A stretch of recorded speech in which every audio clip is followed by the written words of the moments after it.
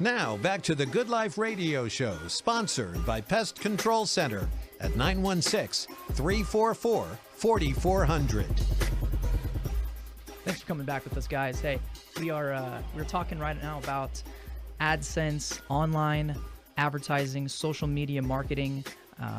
Quinn is the master of this stuff, and so we just talked about AdWords and I'm a AdSense. master at something. I'm not quite sure yet. I'm not quite sure. Well, you know what they say, don't be a jack of all trades, but be a master of one. Is that right? Crickets. It's the old wise man told me. Oh, yeah. So let's get into, tell me, Ben, why are you here? What's your role in, or tell the radio, I know what your role is, obviously, but yeah, tell the listeners, what is your role on the Good Life Radio Show? Why are you such a major player in this thing? Well, I'm here because I have a pretty face for radio. So really, I'm here just to be a pretty face so that you can look at all day. He is kind of pretty. No, I'm just kidding. He's like Justin Timberlake with a receding hairline. Yeah, sliding down the back of my neck. I'm here. I'm an insurance broker. So I've been in the insurance industry now for about 7 years, and I consider myself a consultant in the field. And yeah, so I feel like I have something to add and to our listeners that are business owners. Well, I wouldn't just bring in an insurance agent to come onto my show. What sets you apart from other insurance agents? Well, I don't have a gecko. I'm sorry. I don't have a funny comedian, you know, or a pretty model. Actually, you do look good in that red lipstick, though. Yeah, I don't know who you're looking at, but it ain't me. No, I've coined myself the insurance 101 guy. All right. One thing that you see on TV, listen, you know, obviously everybody knows that, you know, you listen to one radio advertisement or TV advertisement, and it's all insurance related. It's all price focused. But do you ever hear companies talking about education or about protecting their assets when they actually need it the most? No. Let's be honest. Warren Buffett is a genius man for investing in Geico and giving them $600 million in advertising budget every year. But if you notice, if anybody has a Geico, they don't really talk about coverage. I mean, can you think of one commercial that Geico or Progressive or any of these has done to talk about how good their claim service is? This goes to a really interesting point. So I'm with Progressive currently, and last week I give you my policy. Okay, hot stuff. Show me what you got. Right. You know, what are you going to give me better than me calling this huge company that, of course, has millions of dollars for advertising, and of course, you know, millions of drivers are using Progressive as a company. What are you going to get me that's better? Tell them what you found. Well, I found that you have state minimum liability limits. I have like the worst coverage on the planet. And yeah, you have absolutely the minimum, although you do have, people always say, well, I want full coverage. Well, of course you have full coverage. You have a Porsche and a Mercedes. Duh. That's not what's important. Who cares what your cars are worth? If you kill somebody in an accident, your cars are going bye-bye. Yeah. They're going after your assets and all of your wages and everything else. And then you're going to be listening to other people on this radio show. That's right. So, I mean, and you know, my whole philosophy is making sure that that their livelihood is protected, because even if you're the most responsible driver in the world, and of course everybody says, well, I've never been in an accident, you know, or I've only been in one accident my whole life. Well, guess what? Everybody that you see on the freeway every day that's in an accident, they said the exact same thing before that day. Yeah. They said, I've never been in an accident. I'll be fine. You know, these aren't people that are, you know, going around every day getting in accidents. It usually only happens once or twice. But when it happens, you need to be prepared. So what are you paying for? Yeah, absolutely. Right? So I was able to find you something that is the same price, or maybe was it $8? $8 more. $8 more. And it was 10 times the liability literally. coverage. So look at it this way. So now I can start running into people instead of them running into me. Right.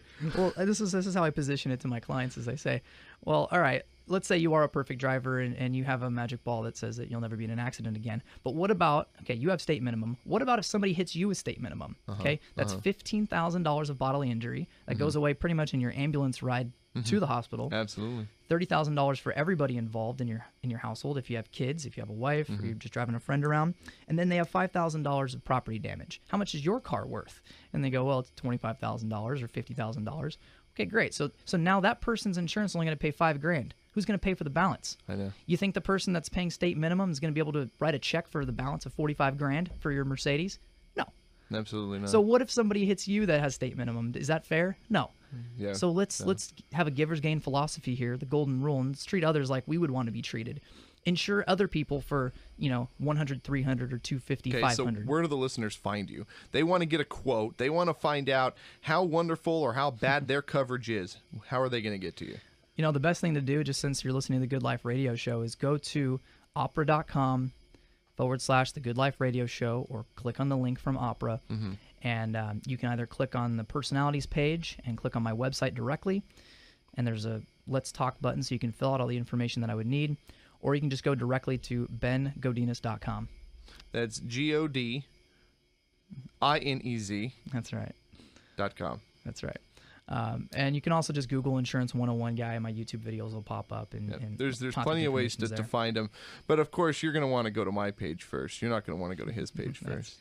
That's right.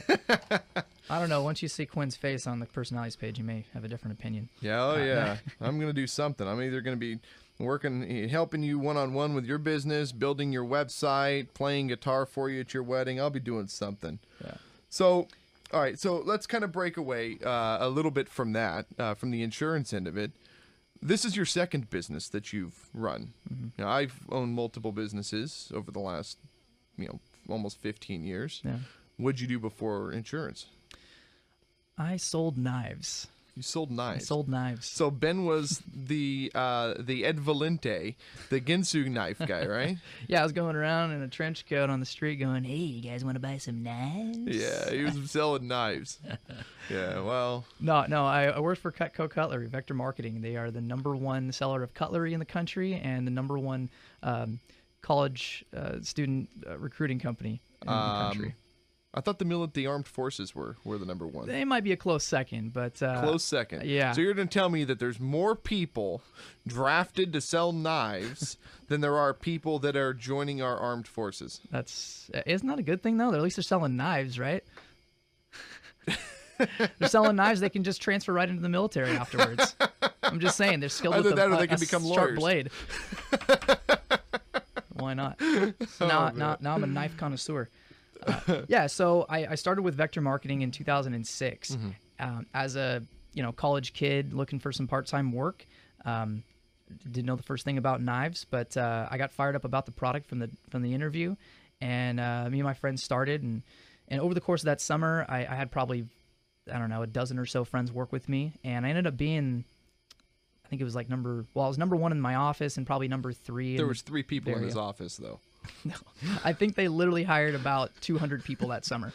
And like I said, they're huge. But anyway, not to toot my own horn, but I did pretty well. I reached a senior field sales manager in my first 6 months, and ended up rolling right into an assistant manager position, running interviews. I helped start a new office with my friend Andrew, and all along the Andrew's way. still with them, though, isn't he? No, he's not. Oh, okay. You do have a friend that's still with the company, though. Yeah, absolutely. And he's doing really well. He's the division manager out here in the Sacramento area. They've done really well.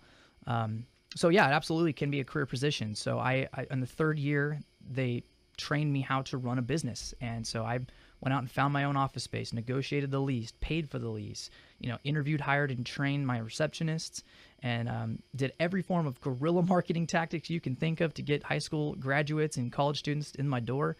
Ended up training and hiring and developing 57 sales reps that summer, and won a whole bunch of awards and made a good amount of money. I was 21, and I was hiring people that were younger and older than me. I had a 55-year-old, remember her name, Linda Cohn. She was awesome. All different walks of life, but train them in sales. And I was not a sales guy. So I started from the ground up, and they taught me how to get referrals. They taught me the sales process, how to build rapport, and really sell a good product. And, here I am in insurance, so many years later, but that was the best experience of my life. And I attribute all my success where I am today and what Vector Marketing trained me. Yeah, it's funny because I've always considered you a sharp guy. Can we get a little brunch? So, all right. So, apart from all of that, what advice would you give? Let's say that we're sitting here with somebody who wants to come to you right now and start a business. You've successfully built 2 businesses. I've successfully built for businesses. What advice would you give to the new up and comer, the new entrepreneur? I would probably break it down into 3 categories. Okay. First and foremost, I was a student of the business. Okay, I want to learn everything about these knives, and they did a great job. They sent me to Olean, New York, where the factory is at, and so I would be a student of the business. I would research as much as you spend in the office, you should be almost studying the same amount of time. So if you're working 40 hours, you should be working 80 hours. You should be working overtime in studying your craft, whatever that is. Okay, so mastering the craft and putting in the time. So, going through the motions. What's number 2? Number 2 is building a team of people that you can work with. Okay, always bringing people in that are better and smarter than you. That's right. Always. It's such a... You need to build up from the core. I was just reading a article from Mark Cuban the other day, and he was talking about hiring staff that is literally better than you at what you do. Always. So that you can build up a foundation of your company. And then what's 3? And 3 is, I did 3 aspects of this, but it's development and it's team building. And so I did 3 things, and this is not what I created. This is really just the format of Vector is what they call PDI. It's personal daily interaction, whether you make a call with them or you sit down with them, but you're making contact with them and giving them positive reinforcement every single day. Number 2, we did team meetings every Wednesday.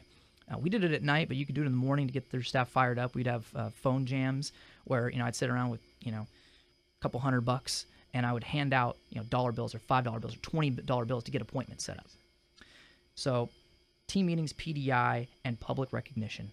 Give them as much recognition in front of everybody. That's what people work with. That's what drives people. All right, we're going to talk a little bit more about building a business and sales when we come back from our commercial break. I've got some great things to go over with you. I look forward to it.